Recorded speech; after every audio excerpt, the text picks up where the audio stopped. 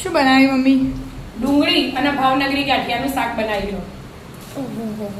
એક 5 મિનિટમાં બની જાય એના. 50 મિનિટમાં? હા, ફક્ત 5 ફક્ત મિનિટ. 5 મિનિટમાં બની જાય એવું શાક ભાખરી. કેવી રીતે બનાવ્યું? એડ શીખવાડે તને હેડો. એનું ફક્ત 5 મિનિટમાં બની જાય ને એવું શાક બનાવવાનું.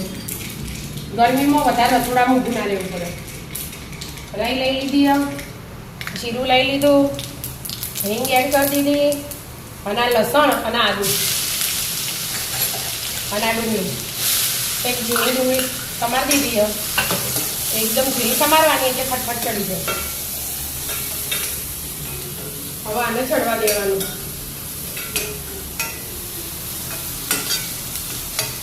ડુંગળી તો ચડી ગઈ કે? હા બેટા, ડુંગળી ચડી છે. હવે મસાલા કરી દેવાના. મરચું આપણે રેગ્યુલર જ કરવાના, બીજા વધારાના નહીં. હળદર, ધાણા જીરું અને મીઠું મિક્સ કરી દેવાનું.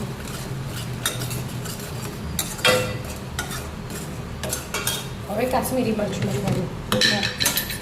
આપણે તીખું જે જોવે એ કરી દેવાય. કાશ્મીરી તો તીખું હોય ને, એ ખાલી કલર માટે જ લેવાનું હોય. એટલે અડધી ચમચી કાશ્મીરી.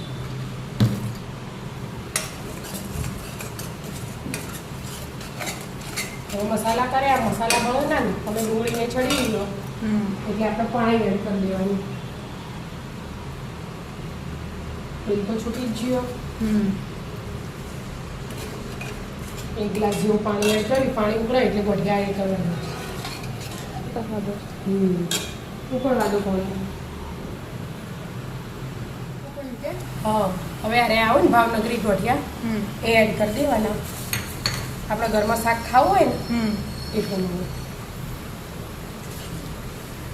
હવે 2 મિનિટમાં તૈયાર શાક.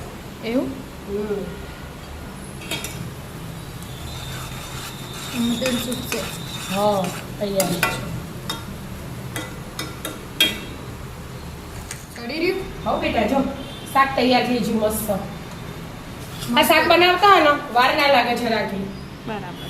શાકે બની જાય, હાથે ભાખરી એ બની જાય, અને તરત ગરમ ગરમ ખાવા બે જવા થાય. કેટલું મસ્ત લાગે દેખાવ. દેખાવે મસ્ત લાગે ને ટેસ્ટ એટલો મસ્ત જ આવે. અને રનિંગ રોજના મસાલા જ છે, બીજું વધારાનું કશું એડ નહીં કર્યું. બરાબર. હા, એટલે ગરમી વધારે ઊભું ના રહેવું પડે. એ વાત આછી ન પડશે. ગરમી છે એટલી એટલે ખાવાનું બનાવવું ગમતું ના હોય, ભૂખ ઓછી હોય તોય ચાલે. મસ્ત શાક ભાખરી બની જાય. તો તાર નવું ટ્રાય કરવા થાય. હા, એના એ શાક ખાઈને કંટાળી જાય, એના નવું થઈ જાય. ટેસ્ટ નવો ને ફટાફટ બની જાય. હા, તો આવી જાઓ મિત્રો મસ્ત મજાના ડુંગળી અને ગાંઠિયાનું શાક ખાવા. મિત્રો અમારા વિડીયો ગમતા હોય તો લાઈક શેર અને સબસ્ક્રાઇબ કરજો. રાધે રાધે.